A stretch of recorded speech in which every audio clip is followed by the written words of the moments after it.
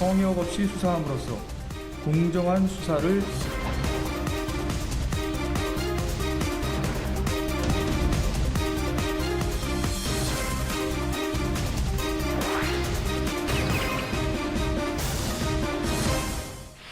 정치톡톡 사이다 이승원입니다. 오늘도 함께할 두 분 소개해드릴게요.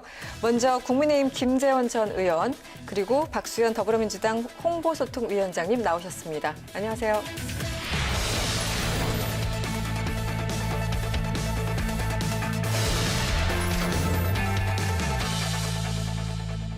오랜 진통과 논란 끝에 고위공직자범죄수사처, 그러니까 공수처가 지난 1월 20일에 출범했죠. 지난 96년 참여연대 부정부패 방지법으로 시작해서 공수처법이 제정됐고 또 공수처가 출범하기까지 무려 25년이 걸렸습니다. 그런데 미래통합당에서 공수처법에 대해 헌법 소원 심판을 청구한 지 1년여 만에 헌재 판결이 내려졌습니다. 네, 헌재에서 합헌 결정을 내렸습니다. 김재우 의원님 어떻게 보셨습니까?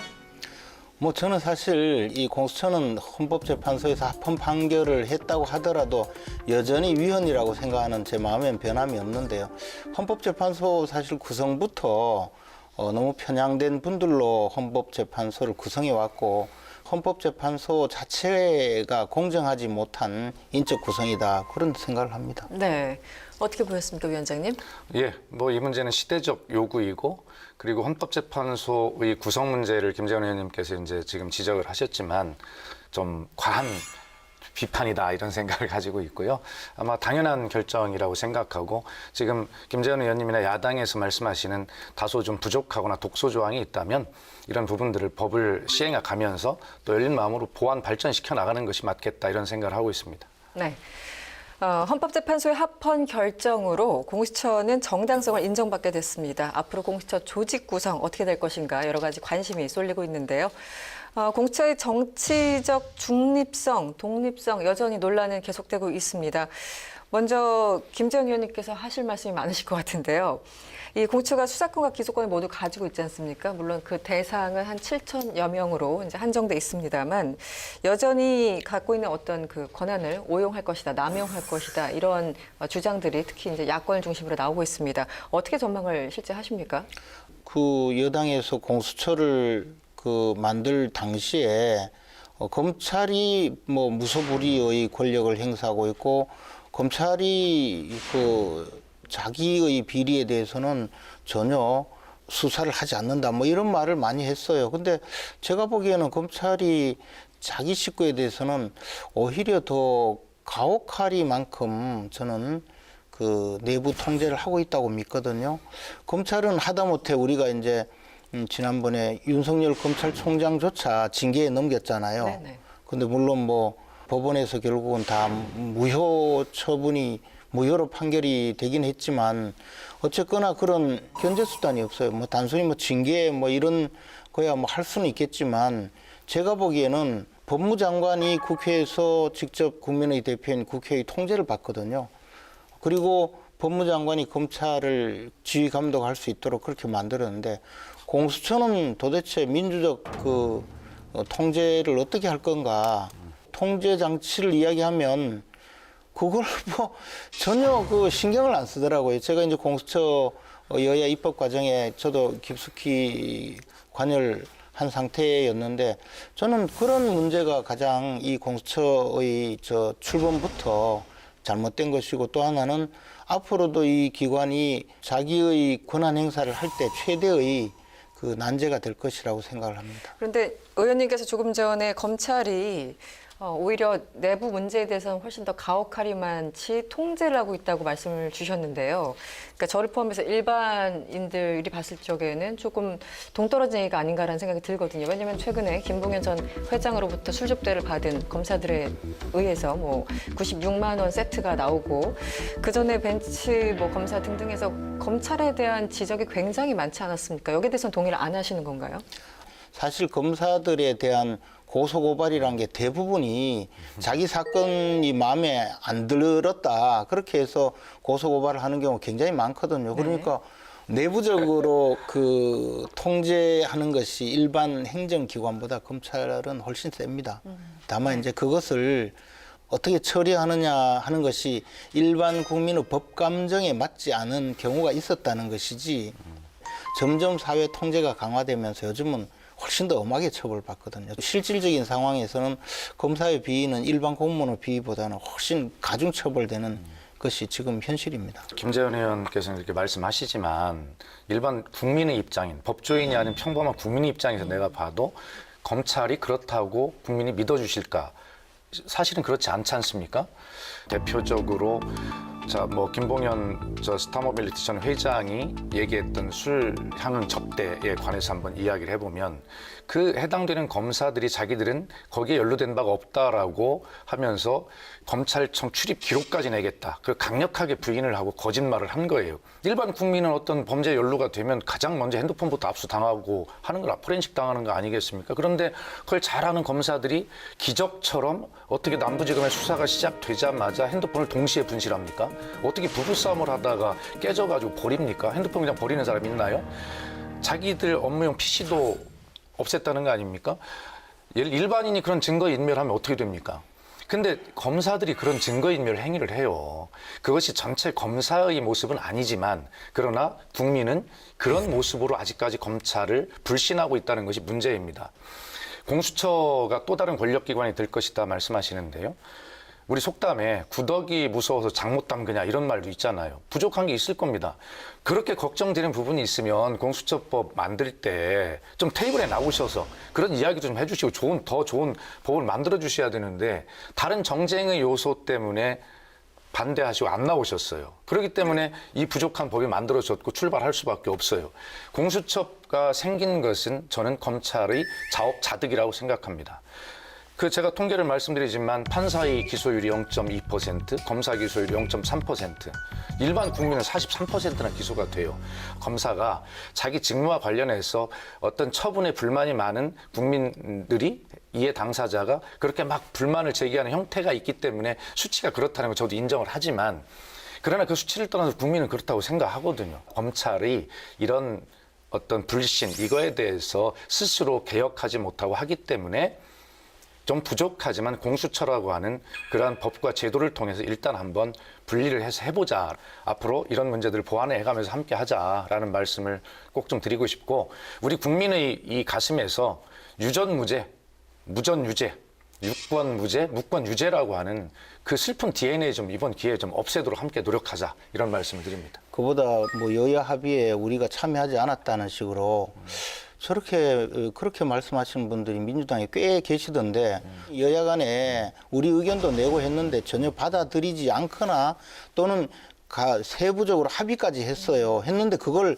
몽땅 깨고 뒤집어 엎고 몇 번이나 또 백지화하고 새로 출범하기 전에 또 자기들끼리 모여서 법을 새로 개정까지 했잖아요. 그래서 그런 비난은 안 하셨으면 좋겠어요. 알겠습니다. 또 하나는 네. 검찰 개혁이라고 하면 일단 좋아하니까 검찰은 뭐 핑계로 집어넣고 사실은 정치적 반대자들 손 보려고 때려잡으려고 만든 기관이라고 야당이 이건 잘못되었다고 계속적으로 문제 제기를 했는데 그게 전혀 시정이 됐습니까? 그리고 공수처장 임명하는 것을 왜 그렇게 중립적인 사람을 임명하자든가 박근혜 대통령 특검 임명할 때 어떻게 했습니까? 야당이 특검을 지명했잖아요.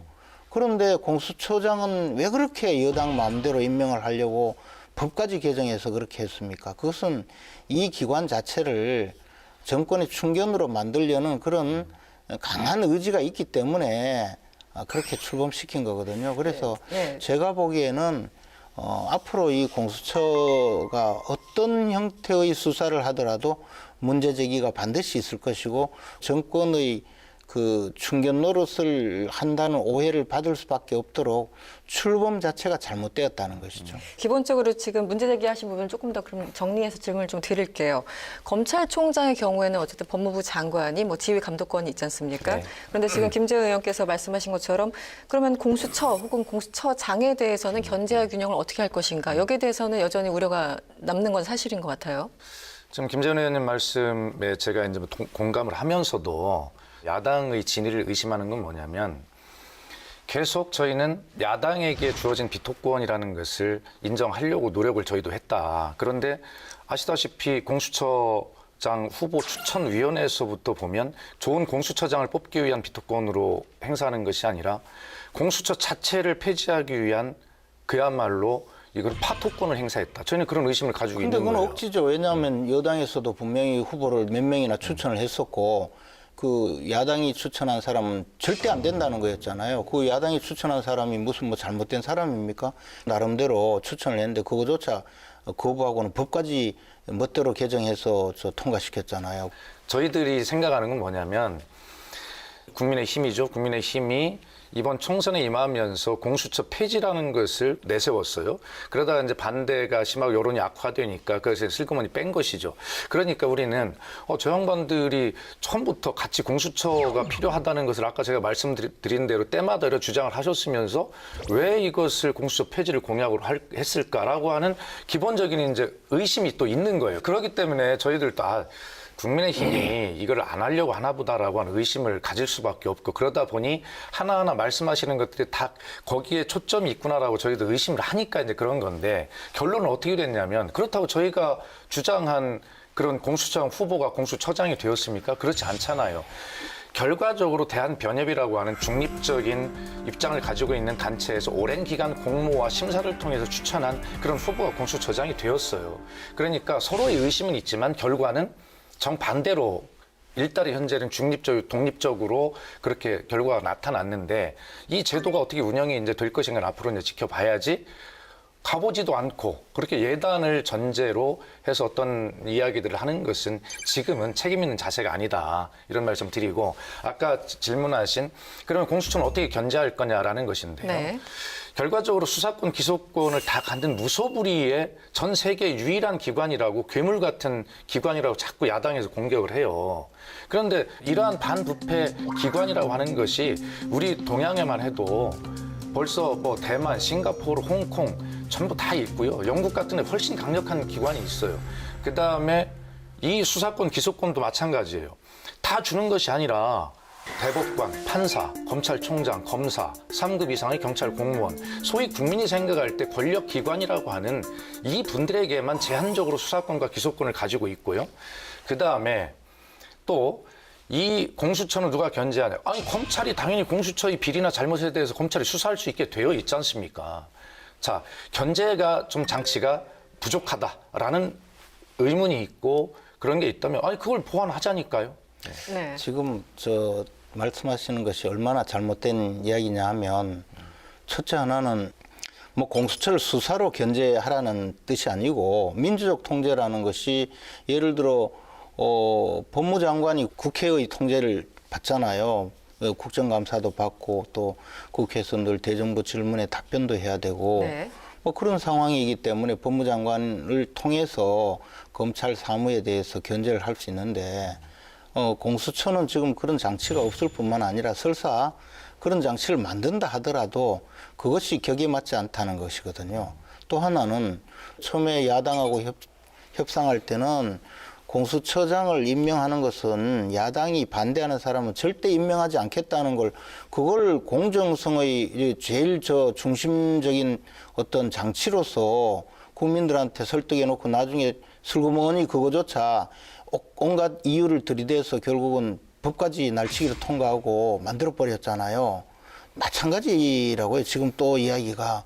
만약에 검찰 수사권 전부 배제하고 나면 그럼 뭐라고 하실랍니까? 그런 여당답지 않는 그런 이야기다 생각을 하고, 그런데 갑자기 듣도 보도 못한 영국의 기관을 끌고 와서 말씀하시는 게 제가 이해가 되지 않고, 또 하나는 이게 수사기관이라는 것도 국민들의 인권을 보호하기 위한 그런 기관인데, 아니 저 홍콩, 싱가포르 같이 도시국가의 그 몇 개 기관, 뭐 예를 들어 염전공사라는 그런 기관은 말이에요, 그 기본적으로 수사기관으로서 만든 것이 아니고 공무원의 비위 감찰하는 기관이거든요. 그러니까 반부패 기구예요. 우리가 말하자면 감사원이에요. 감사원 같은 기능을 한다고.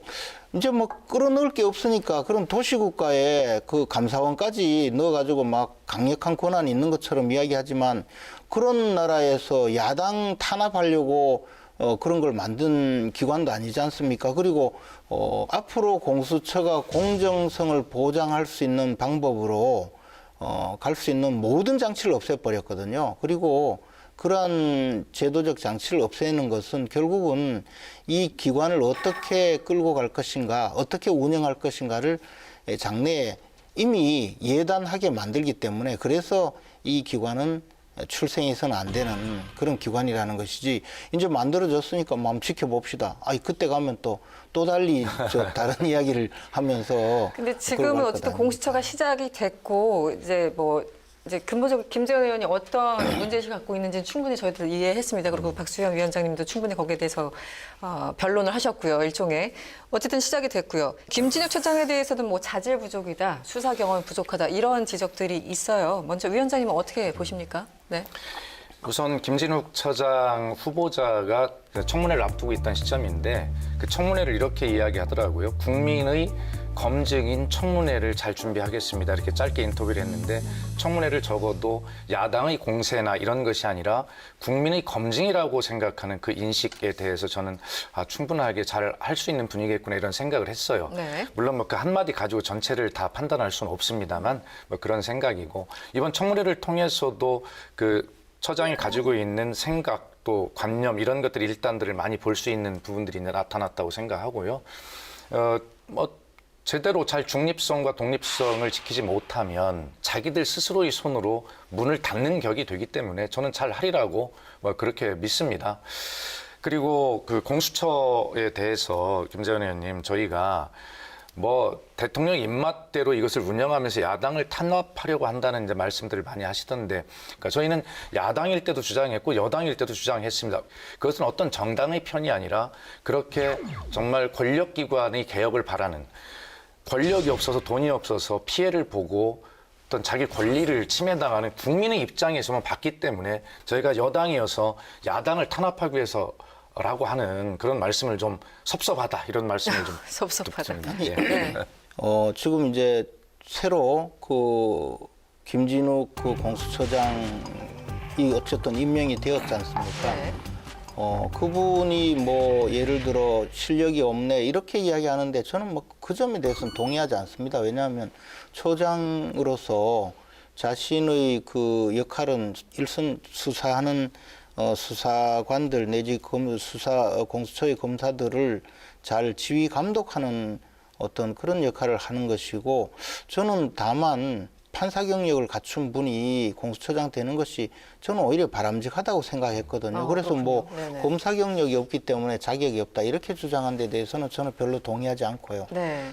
법률가로서 공수처를 잘 이끌어 가도록 스스로 노력을 많이 해야 될 그런 여백이 많은 분이라고 생각이 돼요. 그리고 지금 자꾸 이제 야당 탄압을 위한 그런 기관은 아니다, 그렇게 하지만 사실 그동안 보면 검찰을 운영할 때도 윤석열 총장이 그나마 강단 있게 수사를 해오고 또 일선 검사들 수사를 지휘하니까 그나마 저 정도였지, 이 정부가 들어와서 전 정권 수사할 때는 호랑이처럼 달려들다가 실제로 이제 자신들의 비리나 자신들의 부정행위를 수사하려고 하니까 검찰총장까지 쫓아내려고 온갖 수를 다 썼거든요. 그런 권력 광포함을 받는데, 그러면서 공수처를 출범을 시켰거든요. 그러면서 또 공수처장을 꼭 자신들이 원하는 사람을 임명하려고 노력하는 그런 것을 보면서 야당 입장에서 저 목적은 자신들의 비리는 숨기고 정치적 반대자들은 탄압하기 위한 기관을 만드는구나 하고 합리적으로 의심할 수밖에 없는데 그것을 어떻게 잘못된 의심이라고 자꾸 말씀하시죠? 본인의 의심을 합리적이다 주장을 하시는데 저도 그렇게 생각합니다. 그런데 그중에 비합리적인 부분도 있다는 데 얘기를 드리는 거고요. 네. 그래서 아까도 제가 말씀드렸지만 이 공수처는 저희가 야당일 때나 여당일 때나 줄기차게 주장을 일관되게 국민의 편에서 해왔다 이런 말씀을 다시 한번 정리를 해드리고 그래서 이제 남은 것이 수사권과 기소권을 어떻게 할 거냐, 완전 분리할 거냐 이런 문제. 아까 의원님께서 검찰에서 그 나머지 6대 범죄에 대한 수사 기능마저도 빼앗아 간다 이렇게 말씀하셨는데 저희가 뭘 뺏고 말고 할 게 없지 않습니까, 의원님? 원래 그렇게 수사와 기소가 분리되어 있는 선진국의 사례들이 있고 이상적으로는 우리도 그렇게 가자라고 하는 목표를 가지고 있지만 그것을 속도를 어떻게 할 것이냐. 지금까지 해왔던 검찰의 문화에 대한 국민 인식도 있기 때문에 저희도 고민을 하죠. 그래서 이것은 그 6대 범죄라고 하는 것이 검찰에서 빼앗는 것이 아니라 원래는 분리를 해야 맞지만 저희도 단계 속도를 조절하고 있는 것이고 다만 이 6대 범죄마저도 그것을 가져다가 경찰로 준다라고 하는 그런 의심을 하시면서 경찰이 능력이 있냐라고 이렇게 문제 제기를 하면서 이 검찰에 여전히 6대 범죄 수사권을 남겨놔야 된다는 이제 주장들을 하시잖아요. 그런데 경찰청과는 별도의 국립수사청을 만들자고 하는 게 저희들 주장 아니겠습니까? 그래서 그 6대 범죄 이 중요한 거잖아요. 이것을 그 수사청으로 옮겨주고 경찰은 지금 하고 있는 일반 범죄에 대한 수사만 하는 그런 형태를 구상을 하고 말씀을 드리고 있는 것이거든요.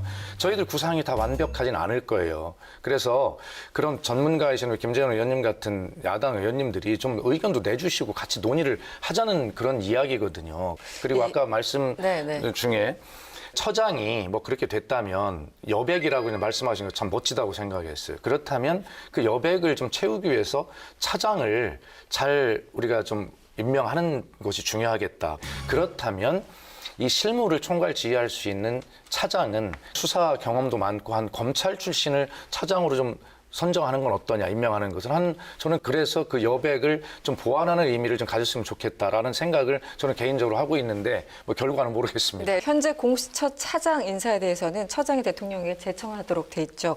과연 어떤 인물을 제청할지 좀 관심이 쏠리고 있는데요. 김진우 공수처장이 이런 얘기를 했습니다. 차장 후보를 이미 마음속에 두고 있다 이렇게 얘기를 했는데 어떻게 보십니까? 이 말씀하신 것처럼 공수처장이 갖고 있는 여백을 메꿔줄 분들이 들어오셔야 될 것 같은데요.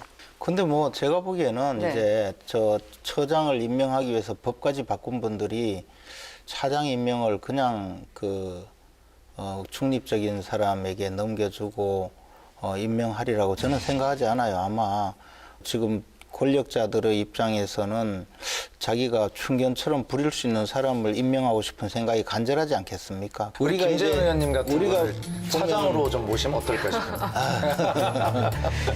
이 공수처에서 본격적인 수사를 시작하는 시점, 뭐 2달 정도로 예상을 하고 있습니다.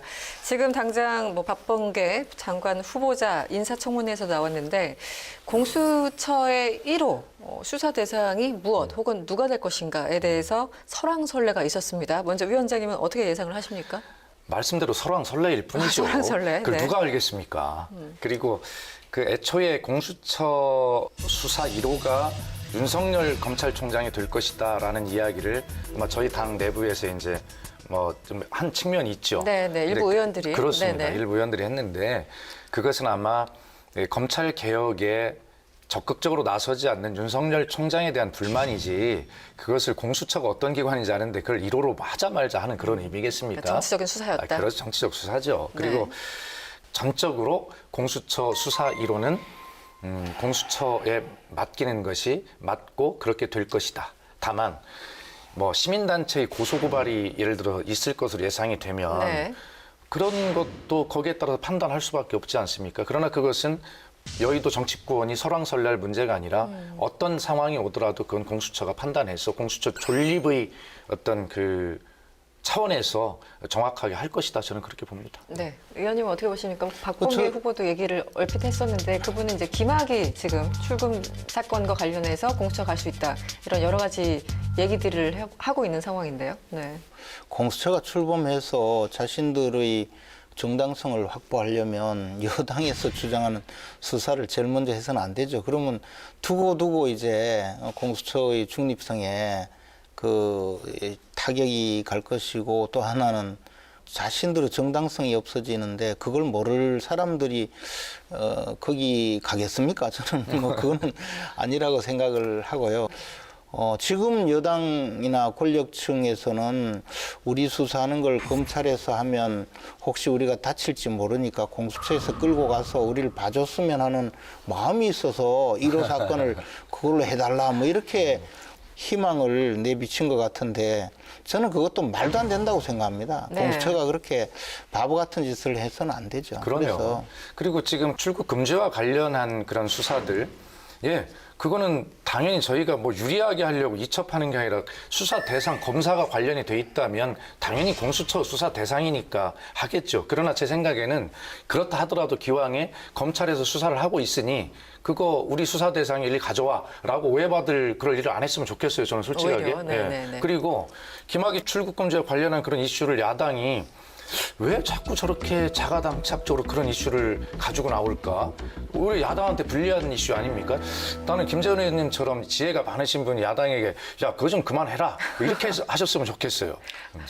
제가 뭐 그렇게 이야기한다고 제 말 들을 사람이 어디 있습니까? 그렇지만 이제 김학의도 대한민국 국민인데 김학의를 그렇게 한다면 어느 누구도 마찬가지로 맞습니다. 그런 일을 그건 당할 수 동의해요. 있거든요. 네. 그렇기 때문에 여전히 그 불법 행위에 가담한 검사들이나 수사관이나 법무부 직원들은 모두 처벌받아야 된다고 생각하고요. 특히 허위 공문서까지 작성해서 국가 권력을 농단한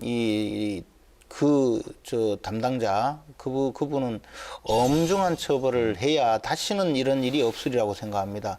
네, 공수처 출범에 대한 두 분의 사이다 한 줄 평 각각 듣겠습니다. 지금 공수처가 구성이 되었다. 그래서 기왕에 뭐 출범한 기관을 정권의 충견으로 여기지 말아 달라. 무권 유죄, 무권 무죄의 세상을 만들어 보자. 이어서 오늘의 빅데이터 알아보겠습니다. 2021년 1월 21일 공수처가 공식 출범했습니다. 글로벌 빅데이터 연구소는 공수처법이 국회를 통과한 2019년 4월부터 정식 출범한 2021년 1월까지 약 2년 동안 공수처 관련 정보량에 대해 분석해봤습니다. 네, 지난 2년간 정보량의 추이를 보면 정보량이 급증했던 달과 공수처 출범의 주요 일지가 겹쳤던 것으로 확인됩니다. 먼저 2019년 4월 8만 4천여 건을 기록했는데요. 자유한국당을 제외한 여야 사당이 공수처법을 패스트트랙으로 추진해 검찰개혁법안에 합의하고 사법개혁특별위원회에 상정한 달이었습니다.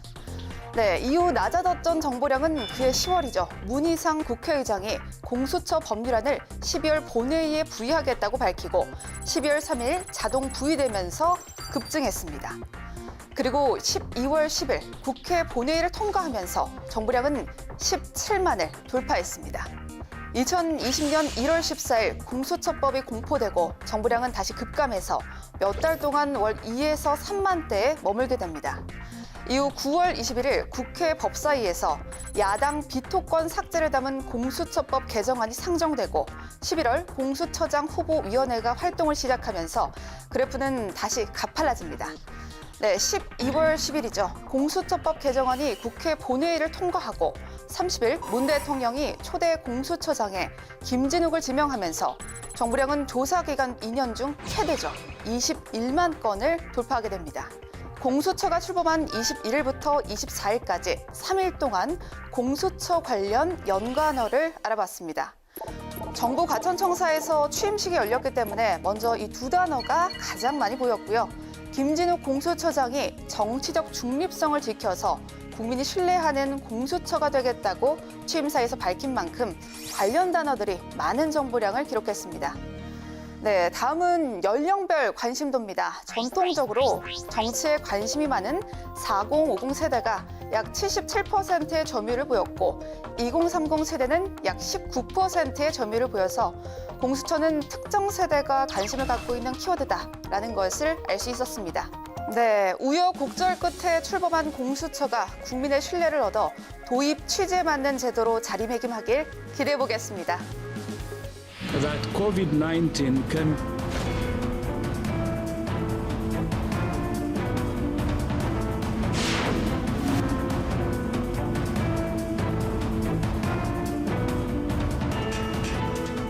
이공유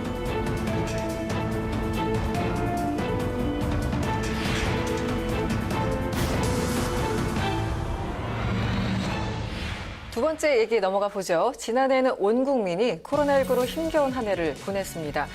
그리고 지금도 언제 끝날지 모르는 그런 어려운 싸움을 하고 있는 게 사실이죠. 특히 중소기업과 소상공인들은 그 어느 때보다 어려움을 호소하고 있는데요. 지금 여당에서는 이른바 상생 3법을 추진하고 있습니다. 대표적인 게 손실보상제 그리고 이공유제 이런 것들이 많이 논의가 되고 있습니다. 먼저 손실보상제부터 법제화 움직임이 있기 때문에 먼저 의견을 들어보도록 하겠습니다. 위원장님은 손실보상제에 대해서 기본적인 입장이 어떤 건가요? 예, 이 코로나라고 하는 것은 네.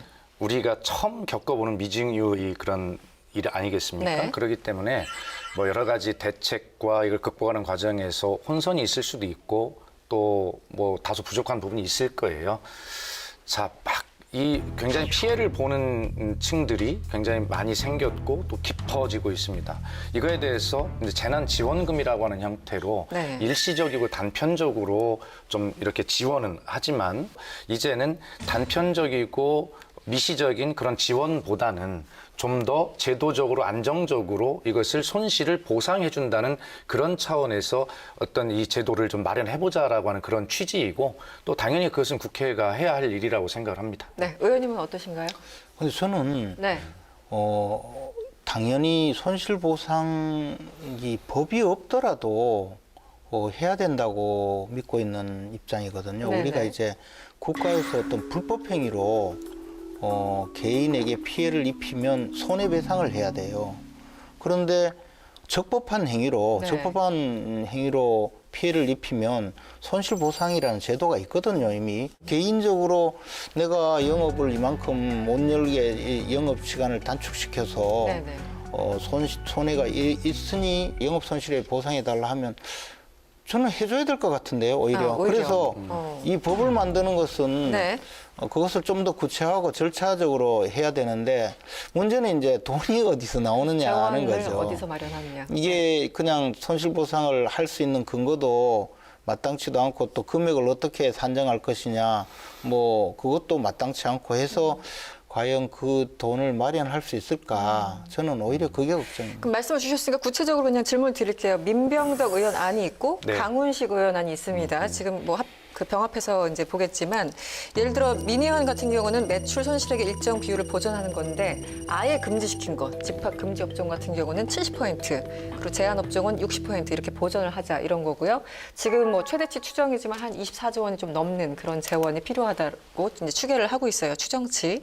그리고 강훈식 의원 안은 최저임금이나 임대료 정도를 지원하자. 그래서 지금 비용을 추정해봤더니 월 1조 2천억 원이 듭니다. 계속 이제 말씀하신 재원 문제인데 기본적으로 어떤 안이 합리적이라고 생각하시는지 먼저 좀 말씀해 주시죠. 처음 있는 일이니 또 특별한 것이 특별법으로 제정을 할 거냐 아니면 강훈식 의원처럼 기존에 있는 법률을 네. 좀 개정을 할 거냐 이런 이제 선택들이 남은 거죠. 그럼 논의를 이제 해봐야 되는 것인데 네. 사실은 지금 이야기하신 대로 이 행정 명령의 종류가 많이 있지 않습니까? 집합 금지도 있고 영업 제한 조치도 제한도 있고 네. 또 거기에 따라서 손실이 얼만큼 발생했는지 또 어떤 업종인지 뭐 굉장히 복잡한 네, 과정이 네, 있어요. 맞습니다. 그렇기 때문에 이것은 일률적으로 무엇이 옳다 그러다 지금 이야기를 할 수가 없고 다만 매출 기준으로 할 거냐 소득 기준으로 할 거냐 어떤 업종이 할 거냐 뭐 이런 여러 가지 이제 문제들을 정해야 되기 때문에 그걸 지금부터 이제 테이블에 올려놓고 논의를 해야 된다고 생각하고요. 네. 그다음에 재원 문제 걱정을 하셨는데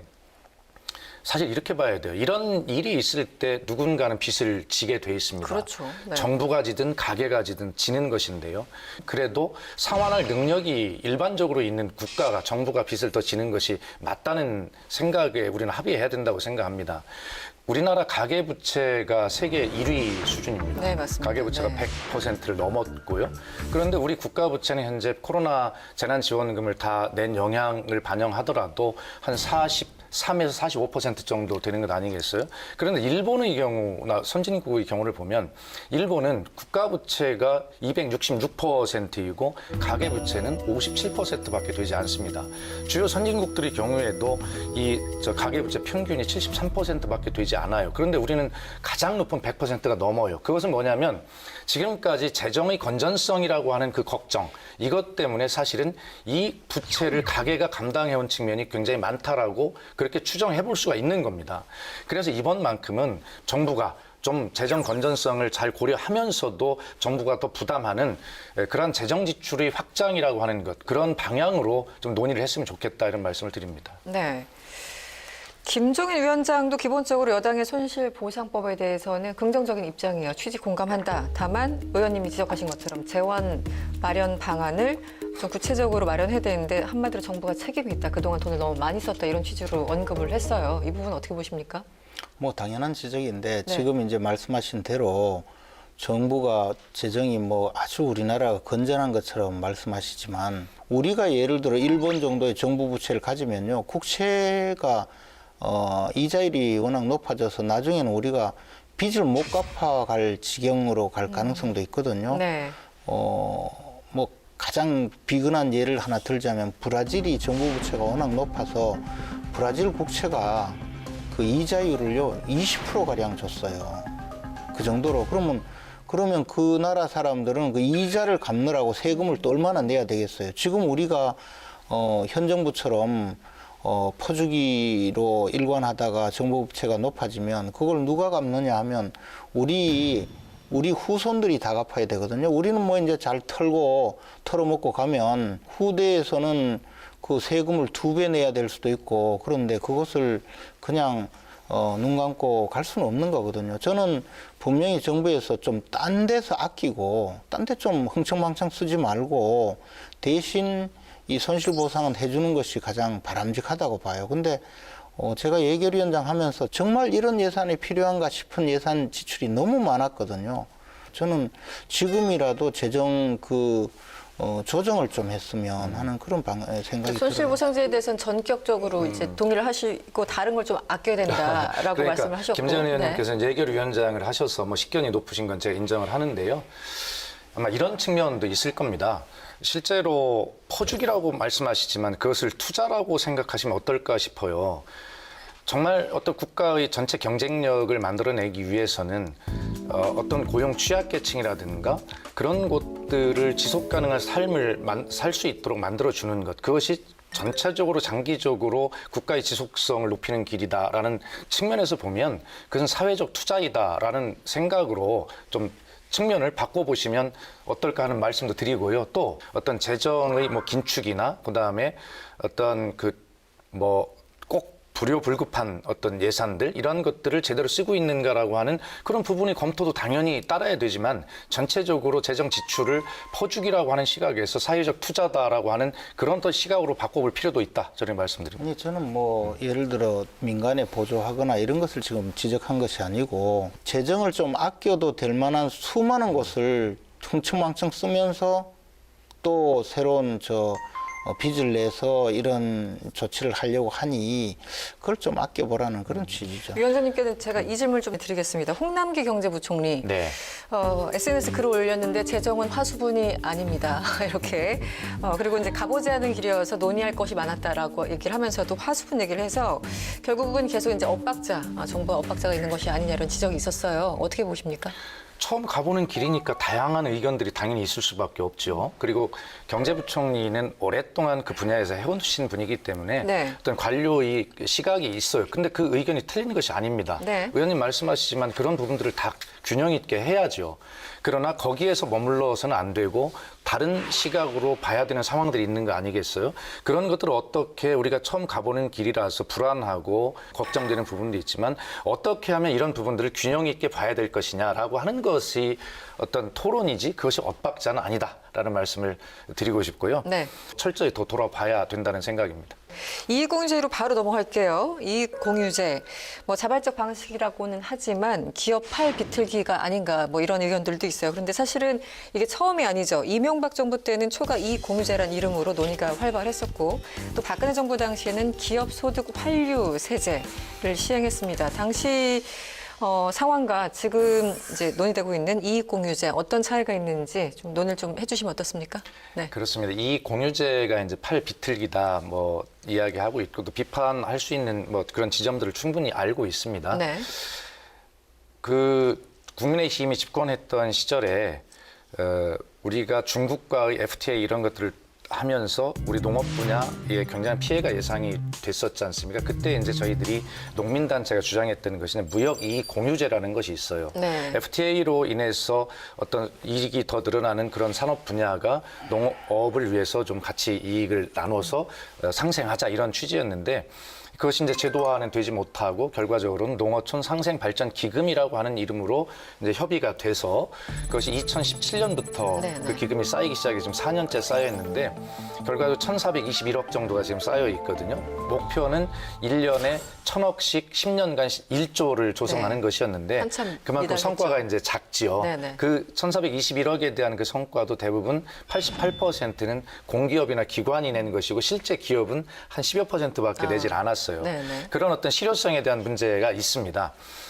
그렇다 하더라도 우리는 어떤 사회 통합이나 그런 공동체 의식이라는 측면에서도 자발적인 참여로 이런 것들을 한번 끊임없이 해볼 만하다라는 생각이고 그렇다고 해서 이것을 법제화한다고 해서 그 법을 강제하는 법을 만드는 것이 아니라 그렇게 자발적으로 참여했을 때 거기에 대한 어떤 인센티브를 줘야 되지 않습니까? 그런 어떤 사회적 기본법이나 그런 관련 법들을 이렇게 돌아보는 것이지 여건을 네, 조성하는 법이지 그 자체를 딱 법제화해서 강제하는 것이 아니다라는 말씀을 드립니다. 네, 의원님.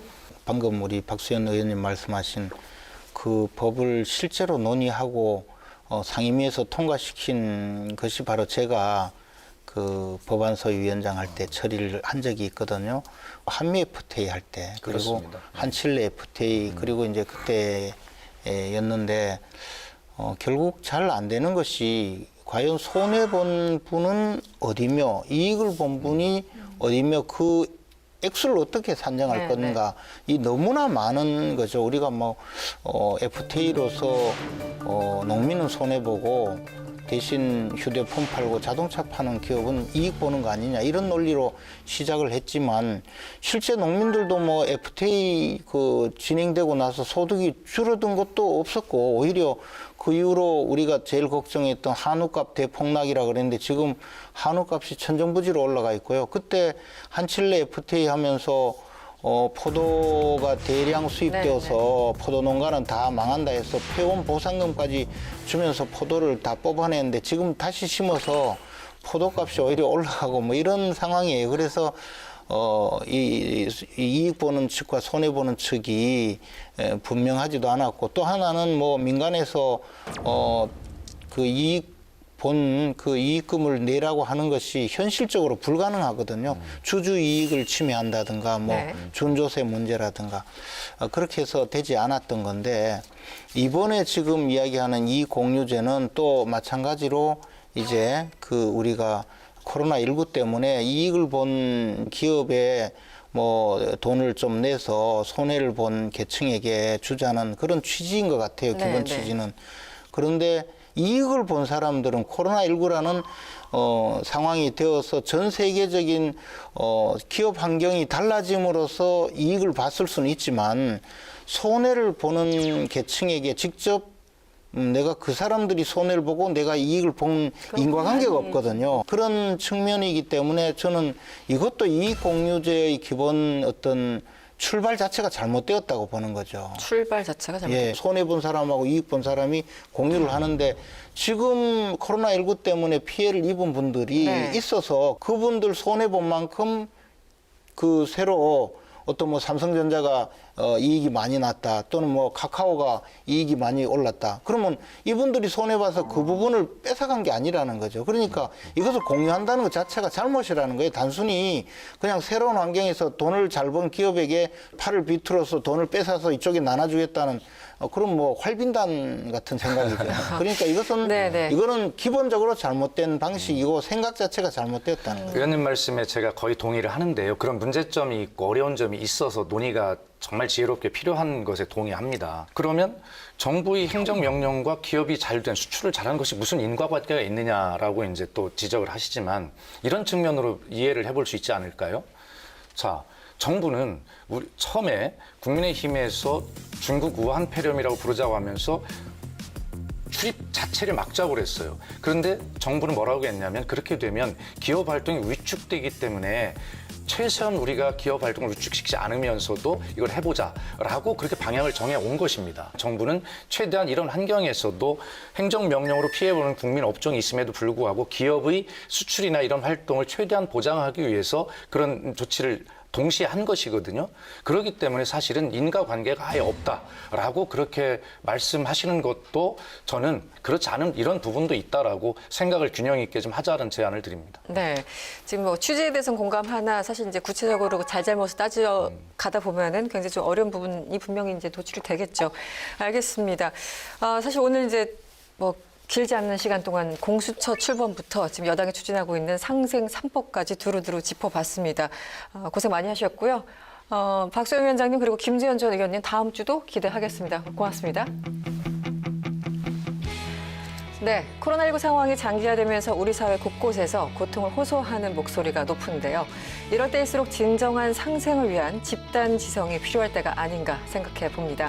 정치톡톡 사이다 다음 이 시간에 뵙겠습니다. 이승원이었습니다. 고맙습니다.